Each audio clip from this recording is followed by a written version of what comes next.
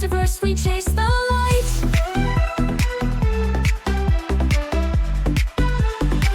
Cohort Season 7 rise. On the blockchain we are wise. Innovation in our eyes. So this was actually my first slide, because when I started asking what I should talk about, Sam said the backstroke. I honestly could talk about the backstroke for probably a solid 20 minutes, but no, what I'm actually here to talk about is the future of work and why RaidGuild is dope, which is downstream from Deacon's answer when I said, well, what do you want me to talk about for this thing, which was largely just, a little bit about your experience and why RaidGuild is awesome. But to back up to Sam's thing, backstroke. Backstroke's the worst. RaidGuild is the best, but let's talk about why. What was I saying? Oh yeah, Deacon said, I don't know, just get people fired up about RaidGuild. So I kind of mashed that together with, I went and I was like, okay, what should I talk about? And then I remembered that I sort of like last minute inherited a talk at ETH Denver one year because Deacon was supposed to talk about the future of work and had to rush off to the hospital, I believe. Said, hey, can you do this talk instead? Which was my favorite talk that I've ever had to do, because what's better than just having an excuse right up top to be unprepared. Woo. Anyway, I'll start by apologizing for all the coughing and sniffing. I have a pretty bad chest cold, but I'm going to push through it anyway, because you're not all actually in a room with me. I'll get to talking about what I'm up to right now, but so talk a little bit about my context first, to save them from needing to do an intro, etc. I have a bachelor's degree in philosophy, a law degree that I got 10 years after that, because in between I founded a bunch of businesses. Those were marketing businesses. Now I'm a professor at the University of Virginia, which gets to why, at least for this talk, I don't have to be like coughing directly in your face. My students have to put up with me being there coughing. Luckily, I've been assured it's not contagious, but gotta work through it. In school, I'm focused on entrepreneurship, IT&I, they call it, information technology and innovation. Specifically down the rabbit hole right now on generative AI and some crowdfunding and collaboration stuff, which is how I ended up in the DAO space. I'm also a member of RaidGuild. Been here a while. I believe I'm one of 2 rogue class raiders. I'm a legal engineer. So if you do find yourself on a raid where you need to interface with the legal system and you're concerned about it, you can talk to me. I'll also say about this talk, since, we got a solid chunk here of people I recognize as RaidGuild members, very much like I would treat this in a lecture. Just interrupt me or raise your hand if you have a question or something to add. Otherwise, I'm just going to kind of run through some thoughts, things that I see on the landscape, and why I think where RaidGuild fits in here is, and like I said, why RaidGuild is dope. Yes, moving on from XP to Battle Scars. So this is kind of like just the story of context on this kind of stuff from way back.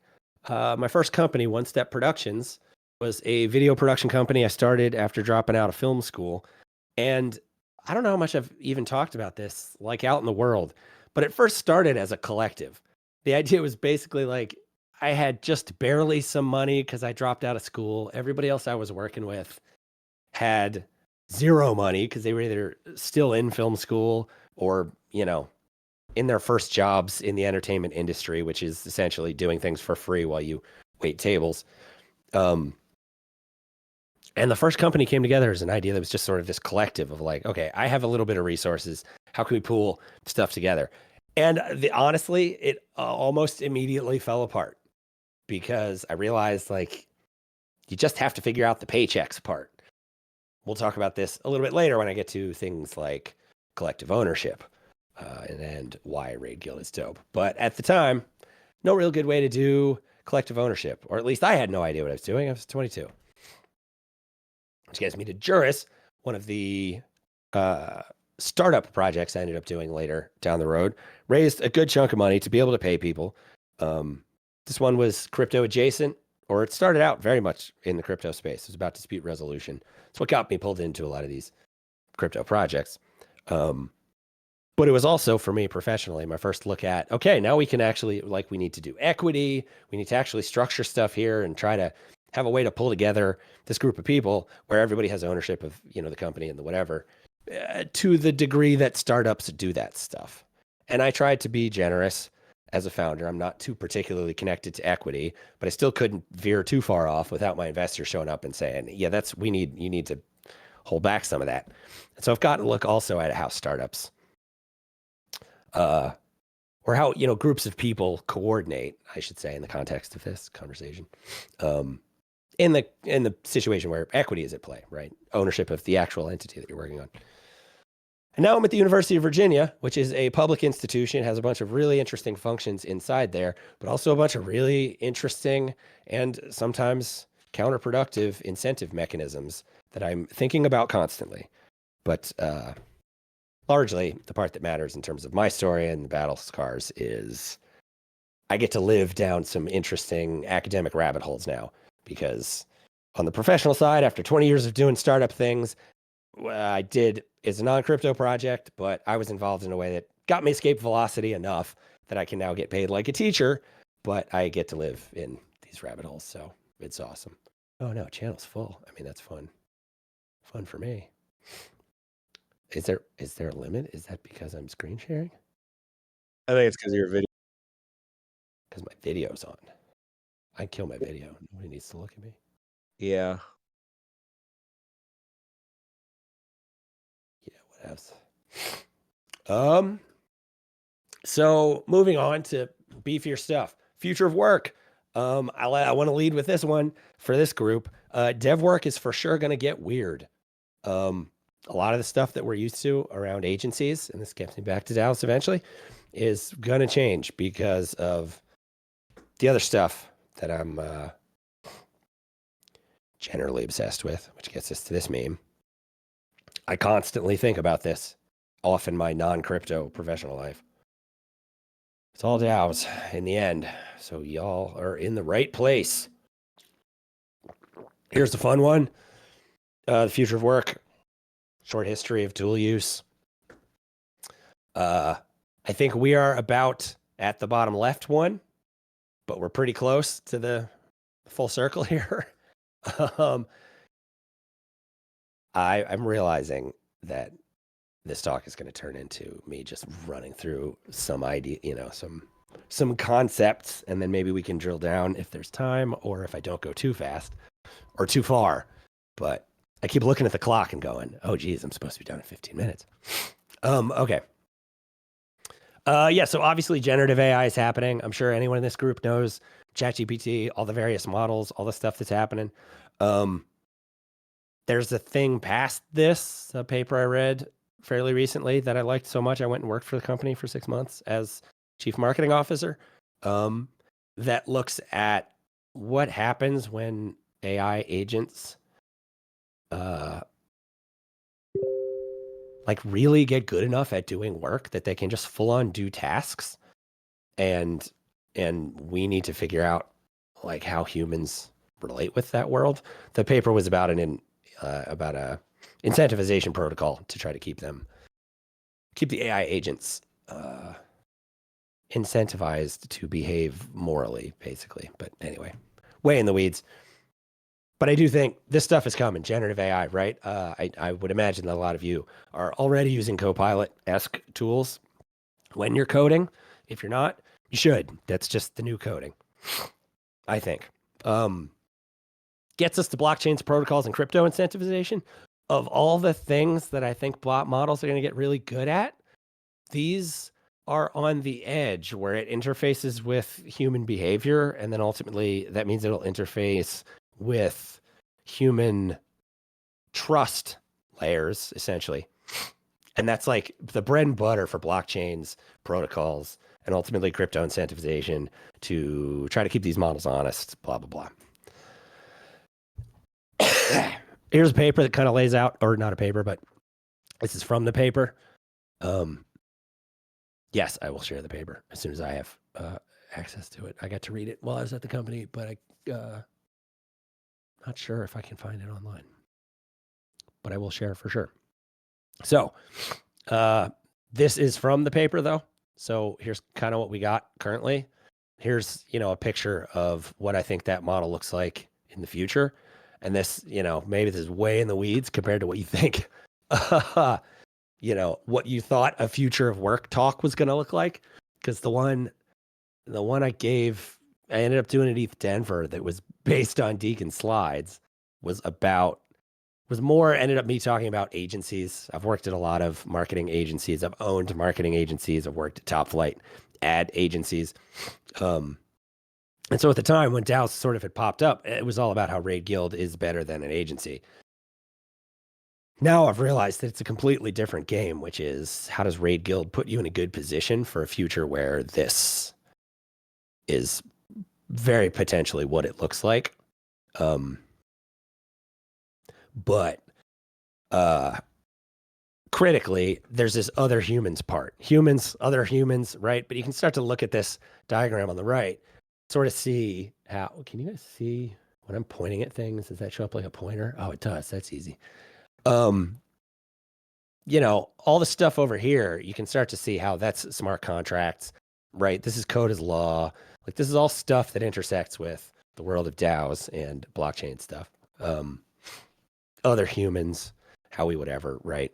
And yeah, happy to talk about the imperative and declarative programming thing when we get there, or not when we get there, but when there's time. Okay, now I feel like I'm on time. I'm doing good.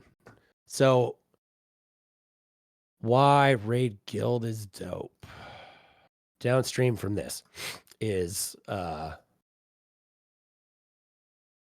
ultimately, I think, given that like run through this crazy ass idea of the future for what I'm running into with synthetic labor, etc., the reality is the gap between these things, current agents, and like this world of synthetic labor is going to be slowed down more by the human adoption aspects than by the technical capacity to like build out the web that they're talking about here. Like when I talk to the team, the synthetic labor team that I'm talking about, like they are worried about, can they get agents to talk to interface devices, and can they make intermediate SaaS sort of based software so that companies can use these agents effectively within existing compliance regimes. They don't talk as much about DAOs and like crypto incentivized governance protocols and things like that are in the wheelhouse of this bunch, which makes it a lot of fun to talk to them because I'm always sort of like, yes, DAO tooling exists. These things exist. They're working. Here's RaidGuild as an example. And then they say, okay, but imagine all the token holders are also AIs. And then it's like, okay, this turned into a, mind explosion type conversation. But what I want to talk about though, to wrap this sucker up in the next 10 minutes, is why in this context, RaidGuild is still a dope place to be. And I don't mean like as a consolation. I mean, this is it. If you're here in this cohort exploring this, there are a lot of reasons, a lot of arguments I would make that I hope will get you fired up about the place you sit in terms of getting involved with the guild and working close to the metal on these types of problems. The first one I want to call out, non-technical skills.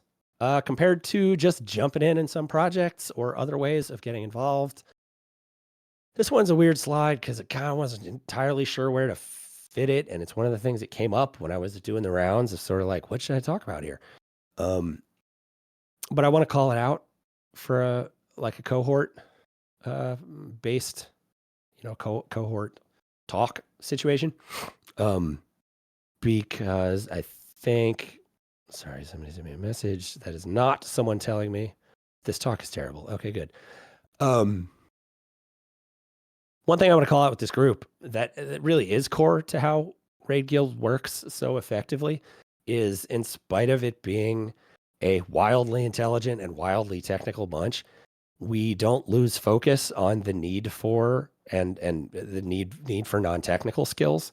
This is something that I kind of mowed through it in terms of my XP, but like, I'm not a coder.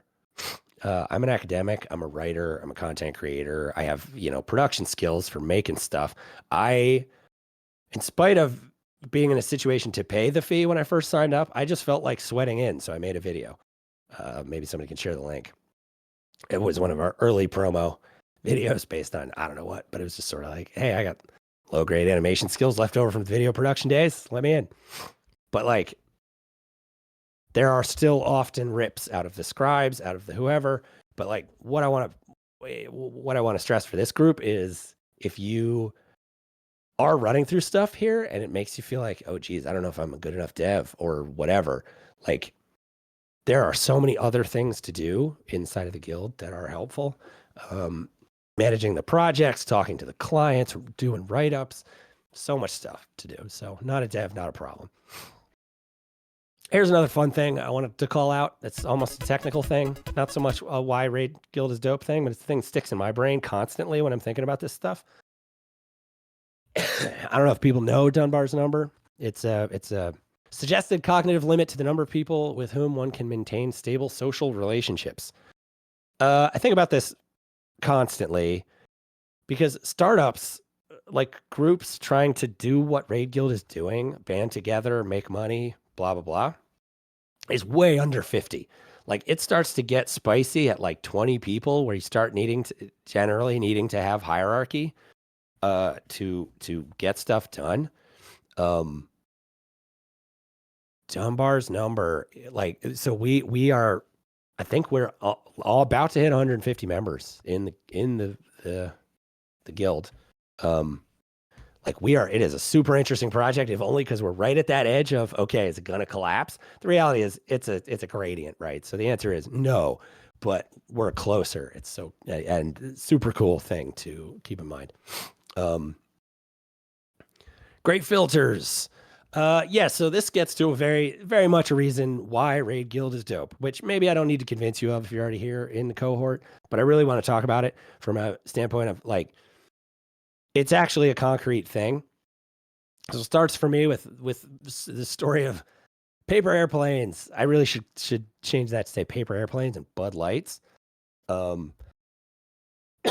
Anyone who's hung around for like the Dow House Party, which was a live stream that I co-hosted for a little while, will remember one of the guests I think we had on to talk about paper airplanes and Bud Lights.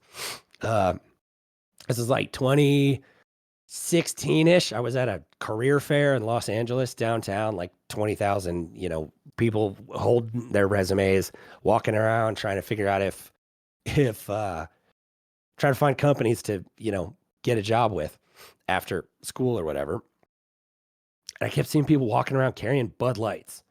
This is like 11 in the morning or something like that. I don't, too early on a Tuesday for a bunch of professional people to be carrying Bud Lights around.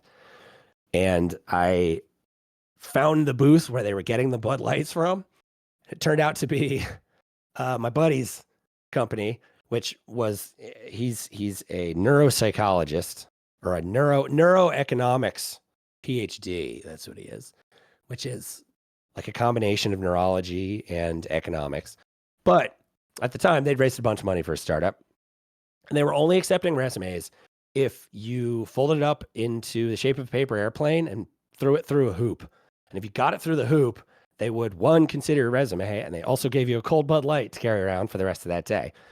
Because my buddy was there, I ended up sitting next to him for, I don't know, 45 minutes or something, instead of like looking at the other startups, just talking to him about shit while we watched people show up and be faced with this novel way of submitting their resume. And like, easily half the people heard the story and said, I'm not doing that. Peace, and walked away.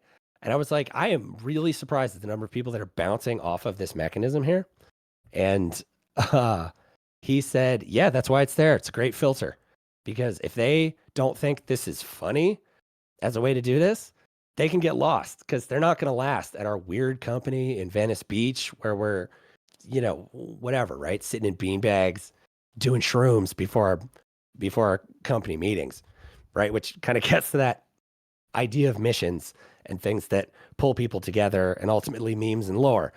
I've run into the same thing when I describe how RaidGuild works, right? And it gets me to one of the things that I think is the coolest about RaidGuild is like just the sheer fact that everyone in this room is willing to put up with the idea that instead of using traditional agency structure, we use role-playing memes is a great filter that it turns out solves for pretty cool people to work with. And I think really contributes to the sustainability of the project. And of course, there's the legal side. Collective ownership makes everybody feel like they own part of the project. This is the solution for the equity thing I was rambling about before that I've, run into in all the various ways that they can exist. On one side of the spectrum, you work at an agency, you have no ownership, and everyone feels burned out all the time and exhausted, and they're putting in too much time just to make their bosses happy while you're producing crap work. Happens constantly. Doesn't happen here in the same way because of everyone's interaction with the entire thing. Collective ownership, exit rights. I'm not going to talk about unions today, but collective ownership, exit rights, like are super critical, not in just ways where it's like, oh, well, I guess I will talk about unions a little. It's not just you're in a union and that means you have, some power kind of thing.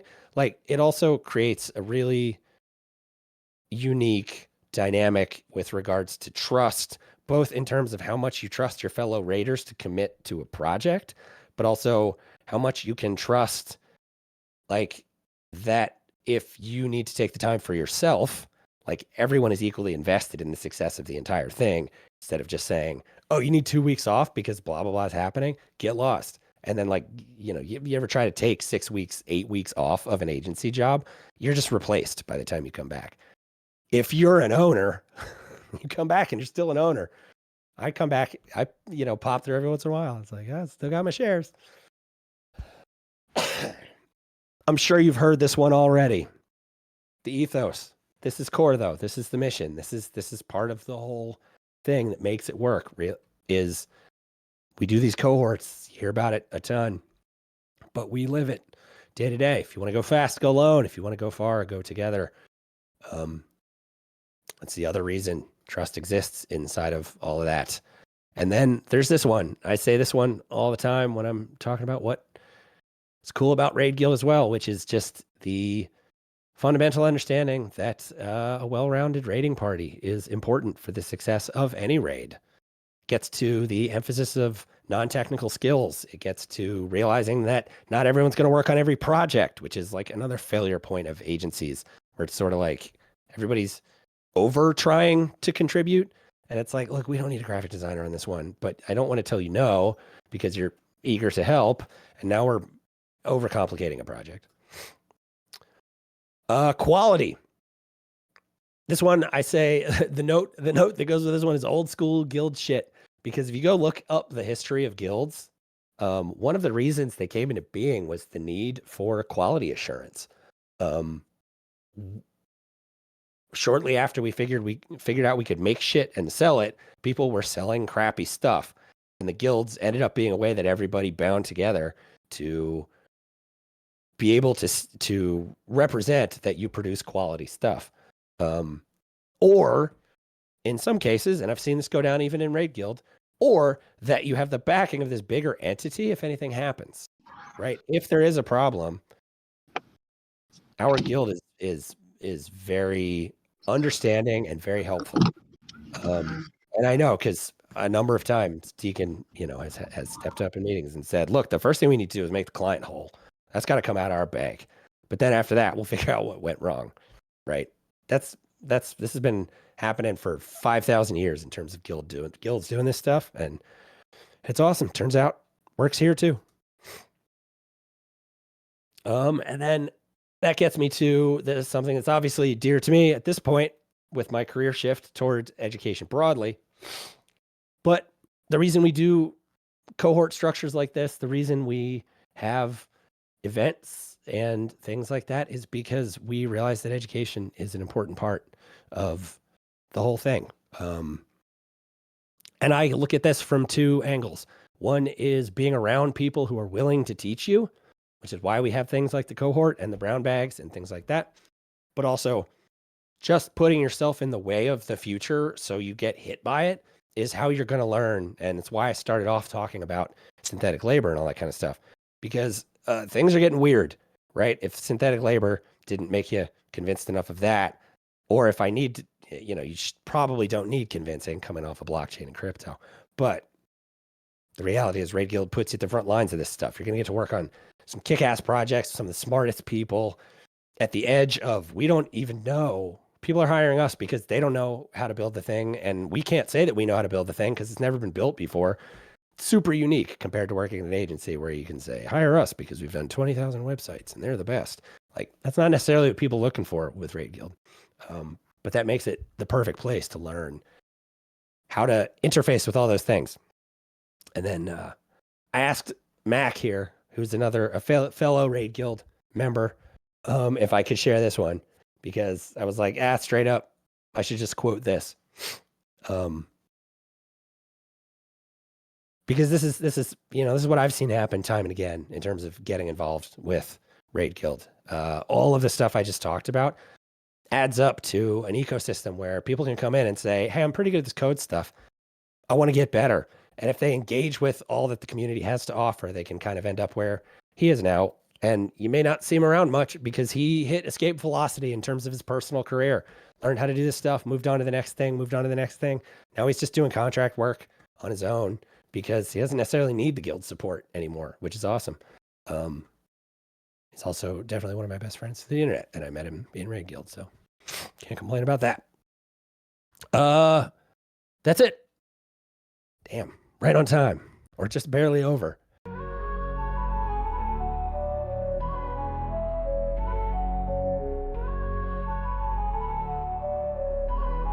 Yo, check the mic 1, 2. Squeak, squeak, it's Hammy G. Descending into the abyss where things get funky. See, this ain't no Disney flick, no cheesy cartoon chase. The small lair, a bureaucratic soul-crushing space like Dante's Inferno, with more paperwork and fees and demonic interruptions.